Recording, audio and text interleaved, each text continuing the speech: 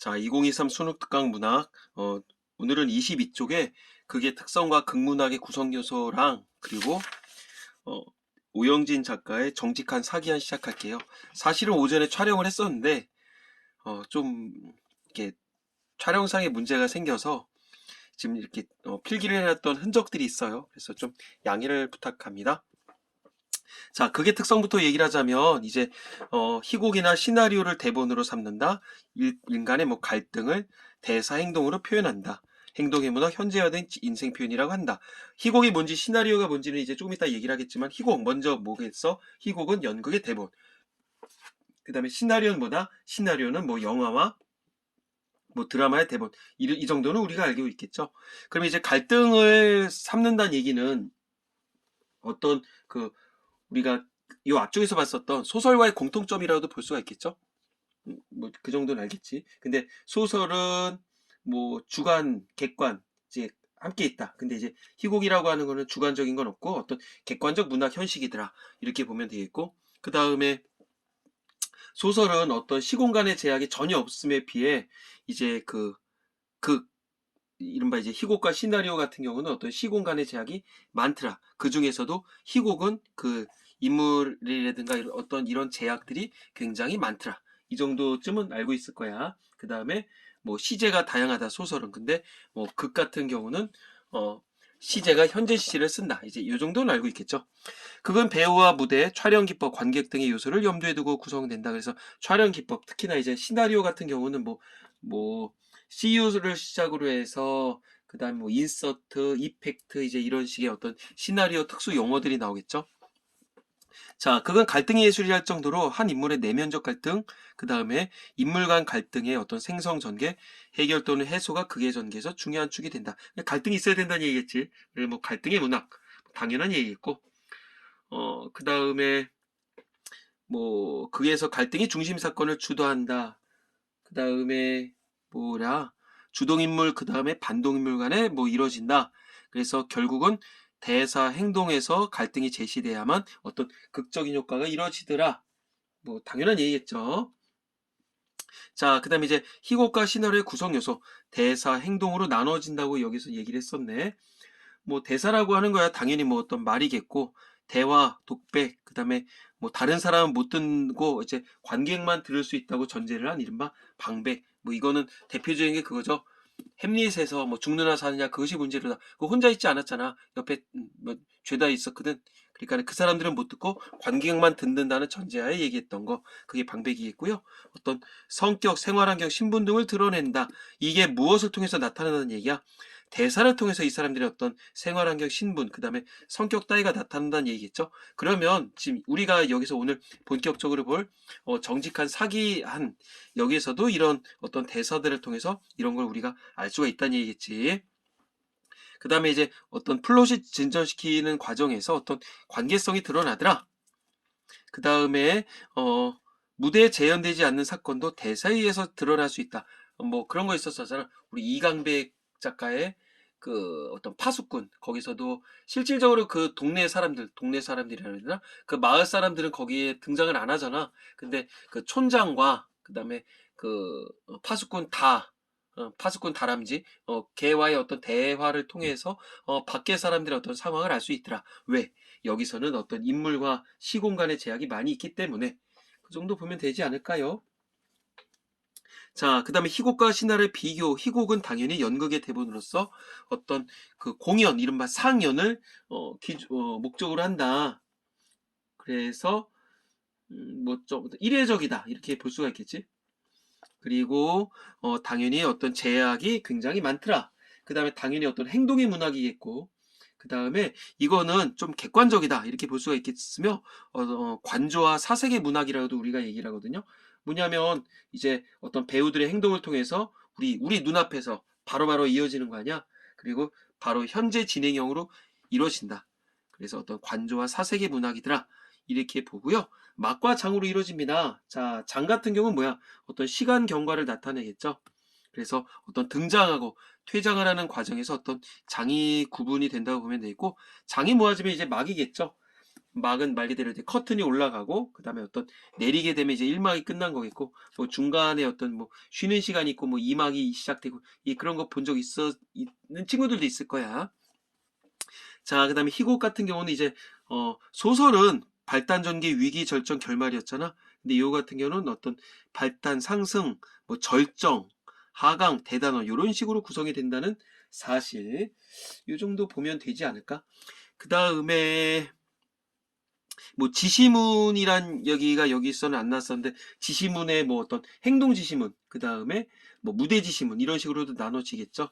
뭐 입장한다 퇴장한다 그 다음에 어떤 동작 말투 뭐 억양이 말투인가 그쵸. 그 다음에 어떤 심리 상태 이런 것들은 어떤 행동 지시문이라고 보면 되겠고요. 그 다음에 뭐 무대 지시문에 뭐가 있어 어떤 무대 장치 뭐 소독을 어떻게 배치하느냐 그 다음에 뭐 뭐 작품의 배경 이런 것들 어떤 무대 지시문이라 이렇게 볼 수가 있겠지.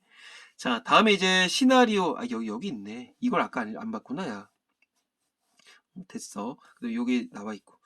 자, 그다음에 시나리오 영화 드라마의 대본으로서 이례적인 게 아니겠죠. 그래서 어떤 상영을 목적으로 한다. 어떤 촬영할 필름을 계속적으로 돌린다. 그 다음에 제약이 적다. 없다고 하면 안 되겠죠. 그리고 뭐 주로 대사 행동으로 진행이 되더라. 그 다음에 이거 희곡보다는 어떤 장면 변화가 자유롭더라. 그 다음에 중요한 거, 좀 해설도 있겠지, 내레이션.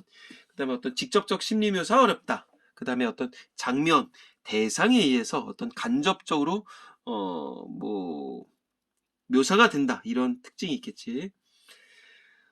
그리고 여기서 좀 몇 가지 적어놨어. CU, 뭐 클로즈업이겠죠. 뭐 얼굴만 막 크게 찍어대는 거. 그 다음에 인서트라고 해서 가령 이건 어떤 삽입이겠지. 그러니까 결국 어떤 장면 확대, 그 다음에 어떤 장면 사이에다가 어떤 이어된다. 그러니까 결국 간혹가다 이런 거 있지. 말을 타고 으랴 막 급한데 어떻게 하겠어. 이렇게 멀리서 찍는 거야. 멀리서 그 들판 자체를. 근데 간혹가다 이 사람이 그 막 땀 흘리고 헉헉대는 표정을 살짝 집어넣으면 되겠죠. 그게 인서트라고 보면 될 것 같아. 그 다음에 페이드인은 무대가 차차 밝아지는 거겠고, 그 다음에 페이드아웃은 무대가 찬찬히 이제 뭐랄까 어두워진다. 그렇게 보면 되겠죠.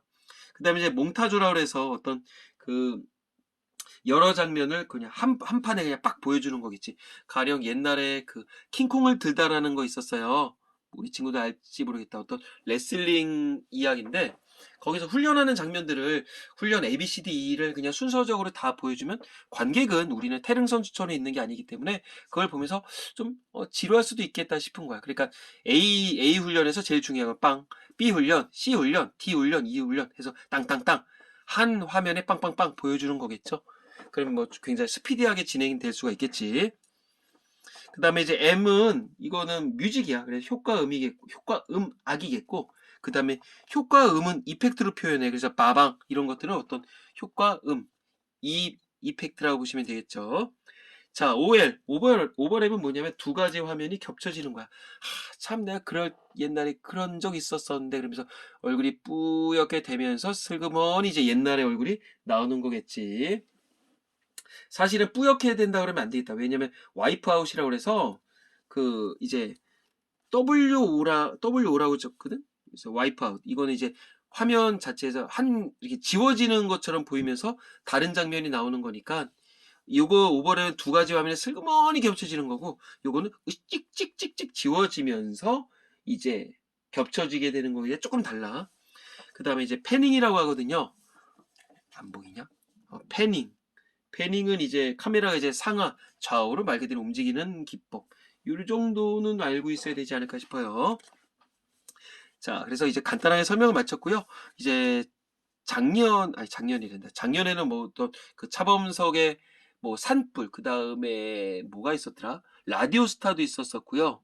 그리고 뭐 김씨표류기 이제 이런 것들이 있었는데 올해는 어떤 작품들이 나왔는지 모르겠어. 사실은 이제 이거 맨 앞에 보면서 그냥 개수만 셌거든요. 올해 수특에는 몇 가지 작품이 있을까 그랬었는데 한 136편이 있더라고요. 근데 뭐가 있을지는 궁금해서 일부러 안 봤어요. 자, 이제 다음에 가볼게요. 여기도 1번 문제부터 가볼까? A에 대해 이해한 내용으로 가장 적절한 것은 A 위치 파악했어. 어디 있냐? 그죠? 그래야 우리도 산다. 나와 있고요. 그 다음에 자 윗글을 연극으로 상연한다고 할 때 연출자의 계획이 아닌 거 그느드름의 이제 위치 파악하면서 실시간으로 왔다 갔다 할 거야. 자, 그 다음에 보기를 바탕으로 제목이 지닌 의미를 청년의 경우에 적용해서 서술하자. 모순 형용, 의미상 서로 반대된다. 그 다음에 양립할 수 없는 말, 그치, 반대되거나 양립할 수 없는 말을 함께 사용한다. 그래서 독특한 효과를 노리는 표현사의 기교를 얘기를 한다. 이 모순형의 개념을 활용해 정직한 사기한이라는 제목의 의미를 파악할 수 있다. 뭐 제목이 이런 이상한 제목이 있어. 정직한데 사기한이라고? 사기한은 사기꾼을 얘기를 해요. 자, 그럼 먼저 요거는 조금 이따 얘기를 하고 이 작가에 대해서 얘기를 해볼 필요가 있어. 작가, 이 오영진 작가는 이제 우리나라 어떤 뭐랄까 우리나라의 이 희곡의 이제 1세대라고 보시면 될 것 같아요. 그래서 요 작품 이전에 그 살아있는 이중생 각하라고 있거든요. 내가 적어놓을까? 살아있는 이중생 각하. 제목 자체가 이상하지 않냐? 살아있는 이중생 각하래. 아, 그냥 사람이 살아있지 죽어? 근데 이제 전체적인 줄거리를 내가 이제 간단하게 얘기를 하자면 이런 거야. 이제 어떤 완전 친일이었어. 그래서 친일을 하는 과정에서 돈을 무지하게 벌었던 거야. 근데 이제 광복이 됐고 여기서 어떤 그 이 사람이 뭐 앞뒤 간단하게만 얘기하면 그 어떤 횡령을 하게 돼요. 횡령을 하니까 이제 당연히 재산을 압수당할 거 아니야. 그래서 이 사람이 죽은 척을 해. 어? 죽은 척을 하고 이제 뭐 도와주는 사람들이 몇 명 있겠지. 뭐 형도 있고 근데 이제 그거를 이제 꼬치꼬치 캐러오는 어떤 김의원이란 사람으로 인해서 이제 나중에는 죽은 척하다가 진짜 죽게 되는 이야기야. 그래서 간단하게 얘기하면 그렇고요. 그러면 살아있는 사람한테 살아있다고 얘기를 하는 거니까 제목 자체가 말이 안 되잖아. 근데 이중생이래. 어떤 이중생은 죽은 척 하는 거니까 어떤 두 가지 인간의 이중성을 얘기를 한다고 볼 수가 있겠지. 그리고 각하래. 각하라고 하는 건 뭐 원래 우리 뭐 옛날에는 대통령 각하라고 그랬었거든. 근데 실질적으로는 굉장히 극존칭의 2인칭의 극존칭 용어라고 볼 수가 있는 거야.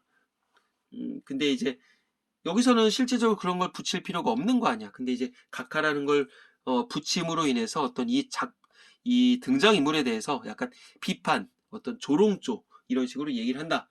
이 정도 보면 될 것 같아. 그러니까 이 제목에는 살아있는 이중생 각하 세 가지 의미가 있다고 보면 되고 살아있다 이 제목 자체가 어떤 반어적 의미가 있다. 이렇게 보면 되지 않을까? 자, 이거는 나중에 어떤 작품이 나오게 되면 한번 같이 가볼 거고요. 자, 이 제목부터 가볼게요. 정직한, 사기한. 사기한이 뭐예요? 습관적으로 남을 속여 이득을 꾀하는 사람. 사기꾼이래. 근데 왜 사기한이라고 얘기를 했었을까? 그러니까 정직하대. 그러면 결국 이제 전체적인 줄거리를 굳이 얘기를 하자면 이거야. 이제 한 가족이 위조 지폐를 만들어 어떤 유통을 해야 될 거 아니야. 그래서 이제 너무 가난하니까.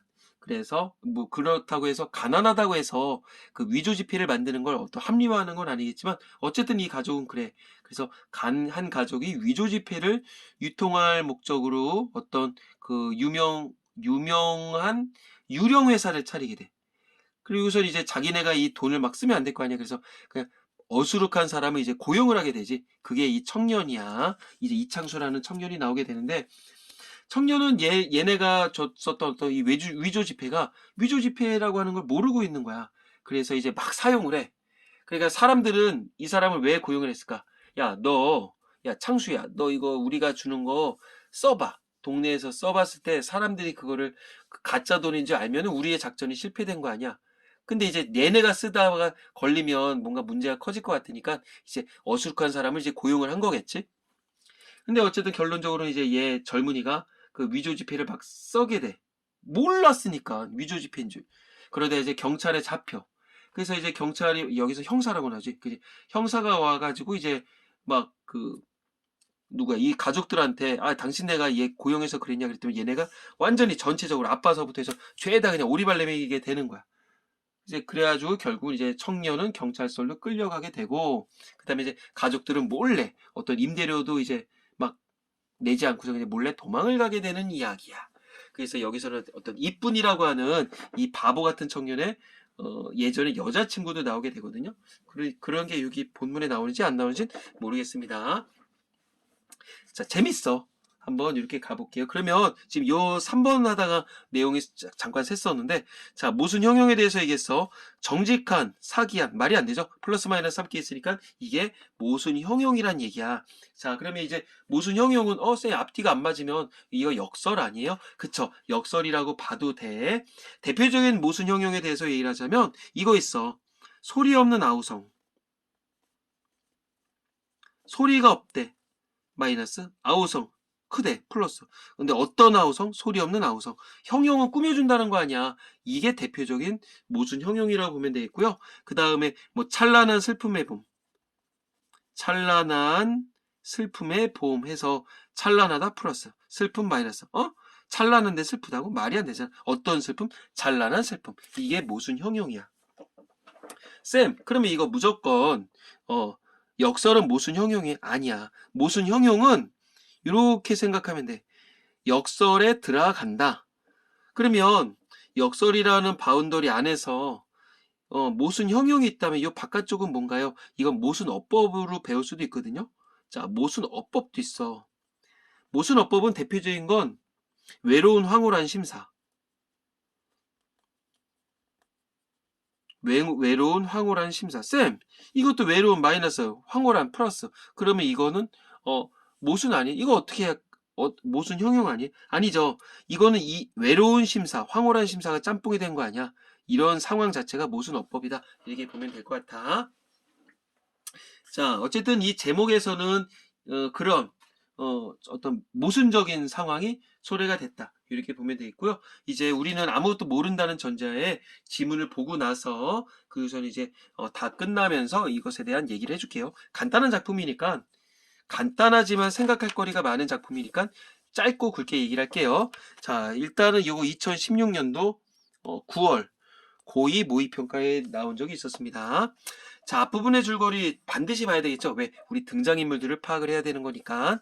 자, 위조지폐를 만들어 유통시키려는 가족이 유령회사를 차려놓고 착하면서도 약간 미련한 사람이 사원으로 지원하기를 바란다. 자, 왜? 써먹기 위해서겠지. 이후 얘 내인으로 인해 억울하게 절도 횡령죄를 뒤집어 쓰고 병신이죠. 아이고 바보죠. 자, 전과자가 된 청년. 그러니까 착한 거지. 얘 애인 때문에 이 이쁜이라는 애인 때문에 억울하게 절도 횡령죄를 뒤집어 썼대. 멍청한 거지. 그래서 전과자가 된 청년이 취직을 하러 유령회사로 찾아옵니다. 알고 갔을까 모르고 갔을까? 모르고 왔던 거야. 그럼 저를 저 같은 전과자라도 채용하시겠단 말씀이에요? 자네 사정이 그러니까 내늘 오불관원을 내버려둘 순 없잖아. 자, 오불관원. 자, 상관하지 않는다. 흔히 말하는 이제 수수방관이라고 보면 될 것 같아. 자, 상관하지 않는다. 내가 자네를 모른 척하고 내버려둘 순 없지 않나? 난 자네 정직하고 착실하게 마음에 든단 말. 에이, 고맙습니다. 고맙습니다. 이 은혜 일생을 두고 읽지 않겠습니다. 일생을 두고. 자, 이리 나오시게. 사원들을 소개할 때 가물병정을 차례로 가리키면 이분이 전무, 이분이 무역과, 이분이 회계과장, 이분이 타이피스트. 그 자네 이름 뭐라 그랬지? 이름도 모르는 거야.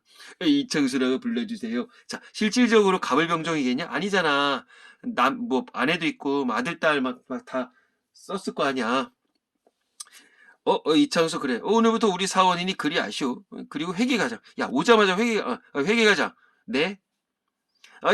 당장 용돈도 필요할 테니까 이달 월급이랑 선불하도록 하죠. 우리 회사는 외국인 상대로 해서 옷차림도 단정해야 되거든.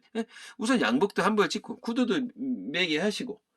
야, 오자마자 돈 주는 회사가 어디서 미쳤냐? 현금은 달러 지폐밖에 없는데 쇼? 더욱 좋지. 왜 달러 못 쓴댔어? 아씨, 염려하신 덕분으로 같은 회사에서 일하게 됐습니다. 자, 사원 정의 여기서 딸이겠죠. 참 잘됐군요. 왜 잘됐다 그랬을까? 너를 써먹을 수 있으니까 잘됐다 그러겠죠. 그럼 이게 월급입니까? 100달러? 야, 이 당시 때 100달러가 지금 1달러가 거의 한 1,500원 꼴이 되잖아요. 이 당시 때 100달러면, 야, 지금의 화폐 가치가 완전히 다른 거니까, 이거를 월급으로 일도 안 했는데 줬다? 그러면 그걸 못 알아듣는 얘가 멍청한 거 아니냐? 물론 좋겠지만. 자, 100달러, 이렇게 말해주세요. 이게 우리 돈으로 얼마예요?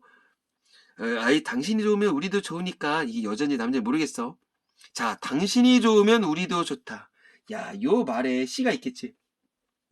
그래 오늘은 일찌감치 퇴근해도 괜찮소. 별로 일도 없으니까. 아우, 양복점하고 양화점은요, 길가 바로 맞은편이니까. 야, 딸인지 아들인지 나 몰라. 그냥 대충 가는 거야. 어디 미끈하니 갈아입어 보셔. 아, 예쁜이가 뭐라고 하나. 자, 그럼 다녀오겠습니다. 아씨. 자, 아씨가 그러니까는 얘겠네. 뭐 정이 여잔가 보지? 뭐 그런 건 중요한 건 아닌 것 같아. 상황상 다 짜고 치는 고스톱이다.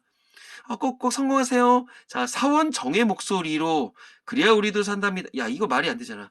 지금 옷을 입으러 간 상황인 것 같죠? 근데 사원 정의 목소리로래. 아니, 왜 지 목소리를 해? 지금 사기꾼 아니야?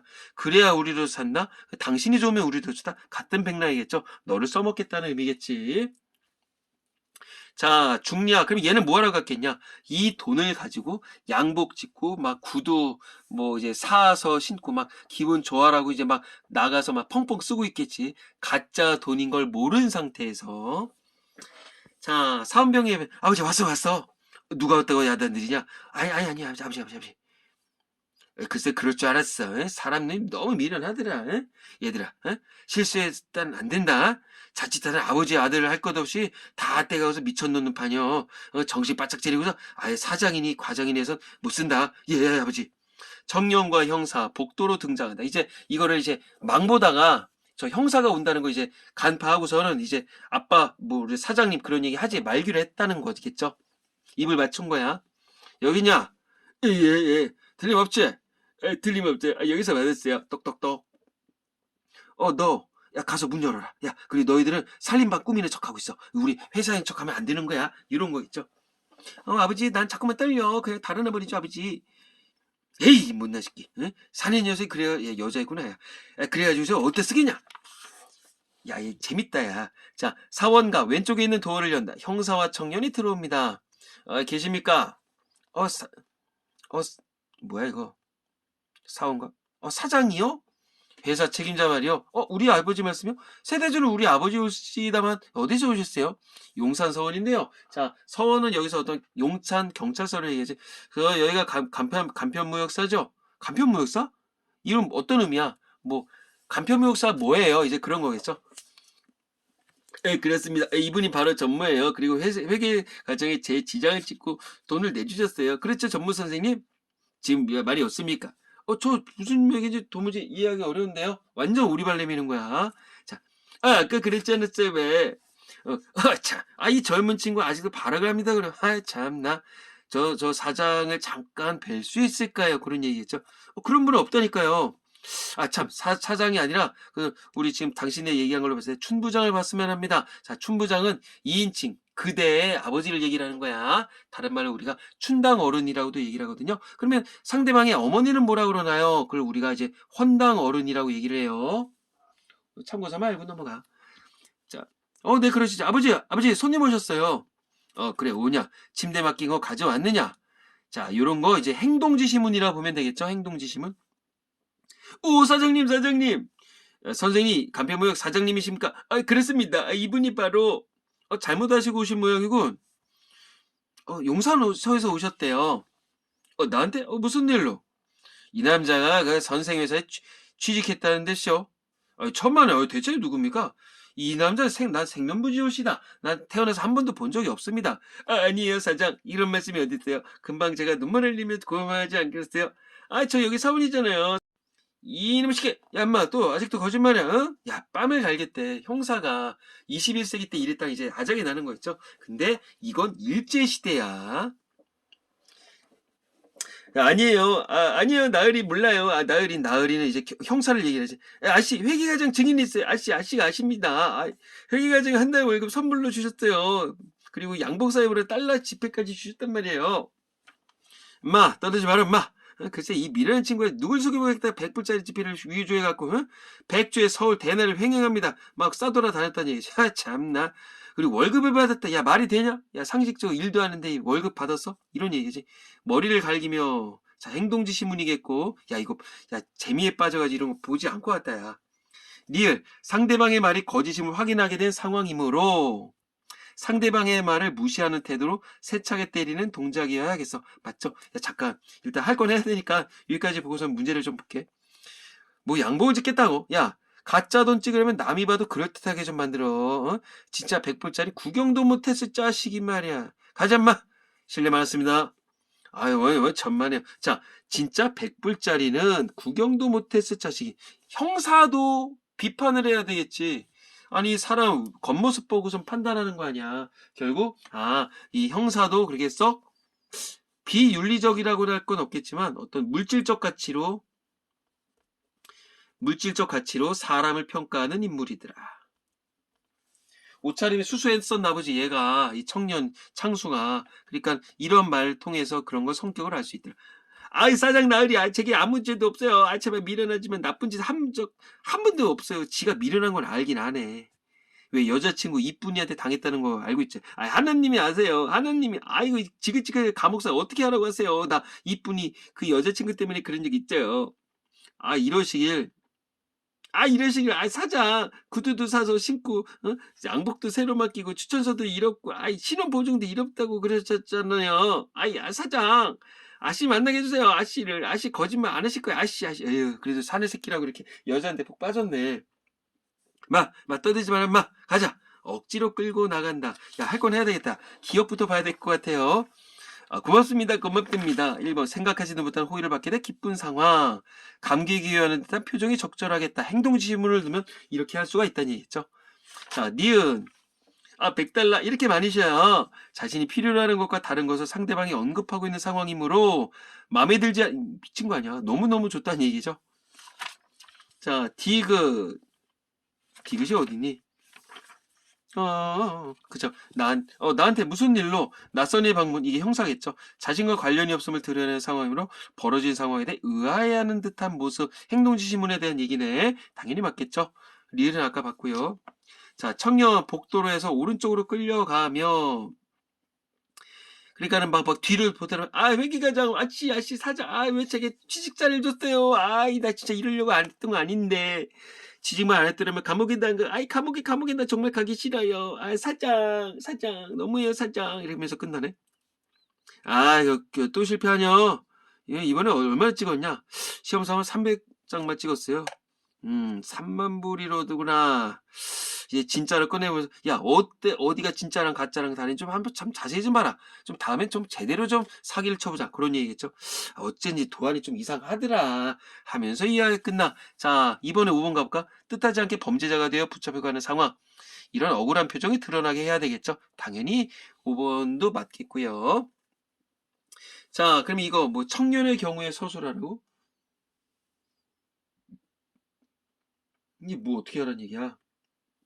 이거는 그러니까 원래는 정직했었던 청년이 제목의 의미에 대해서 그죠? 원래는 정직했었던 청년이 결국은 어떤 이 잘못된 그 사회에 의해서 결국 사기꾼으로 몰릴 수밖에 없는 상황, 이런 걸 얘기를 했다. 이렇게 적으면 되겠죠? 자, 1번 문제 가볼게. A에 대해 이해한 내용. A가 뭐였었냐면 아까 전에 요거 그래야 우리도 산답니다. 1번 청년을 속인 것에 대한 도덕적 갈등, 그딴 거 전혀 없죠. 그 다음에 자신들의 계획에 성공하지 못할 것이라는 확신을 부각하나? 뭔 소리야. 옳지 못한 행동을 하는 것에 대한 반석, 그딴 거 없고 청년의 수행이 성공하기를 바라는 것에 대한 이유를 표출할 수가 있겠다. 맞네. 5번은 뭔 소리야. 됐겠고요. 자, 그러면 제목의 의미에 대해서도 얘기를 했었고요. 그럼 전체적으로 가볼까? 좀 읽으면서 어떤 뭐 이렇게 이렇게 막상 웃을 수만은 없다고 봐야 될 것 같아. 지금 전체적인 줄거리는 내가 얘기를 해줬고요. 결국은 여기서 선악의 구별이 있다 없다? 없는 거지. 물론 얘는 지금 모르니까 이런 그 사기꾼 회사에 들어오긴 했었지만 무식한 게 죄가 됐었던 거 아니야. 자, 결국 이렇게 적어놓으면 되지 않을까. 선악의 구별이 없다. 선악 구별이 없는 어떤 이런 모순된 상황, 이런 것에 대한 어떤 풍자라고 보면 되겠죠. 이런 풍자. 결국 돈이면 제일이라는 얘기 아니야. 여기서도. 그러니까 막 화폐를 막 위조 지폐를 막 찍어내고. 그러니까 돈이 제일이다. 이런 걸 우리가 뭐라 그런다? 어떤 배금주의다. 이렇게 얘기한다고 그랬었죠. 결국은 이런 배금주의, 이 잘못된 세상으로 인해서 어떤 선한 인물 자체가 무너지게 되더라. 선한 인물이 몰락하게 되는 걸 우리에게 보여준다. 결국 어떤 그 사회의 어떤 병폐를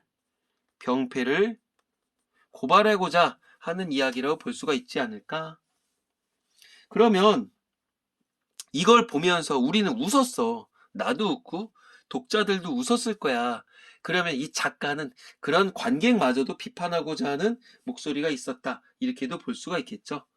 그래서 간단하지만 한 번쯤은 생각해 볼 필요가 있겠고요. 자, 모순 상황을 통해서 어떤 사회의 부정직성 이런 거를 비판하고 풍자하더라. 그리고 어떤 선량한 사람, 그리고 정직한 사람이 사기꾼으로 몰려가는 그 과정에 대해서 얘기를 했더라. 그리고 어떤 제목의 의미에 대해서 다시 얘기를 하자면 그 정직한 사람이 사기꾼이 됨으로 인해서 어떤 사회 부정직성, 그리고 그걸 비판해서 왜곡된 삶을 바라보는 어떤 관객에게 성찰의 기회를 준다. 이렇게 보면 되지 않을까? 관객에게 어떤 성찰이라고 하지 말고 어떤 그 반성의 계기를 주더라. 이 정도 보면 되겠죠. 자, 여기서 그나마 긍정적으로 볼 수 있는 거는 얘밖에 없어. 창수, 어리석은 거. 자, 요 정도 보면은 될 것 같아요. 이제 다음 시간에는 교술문학에 대해서 얘기를 해볼게요. 자, 수고했습니다.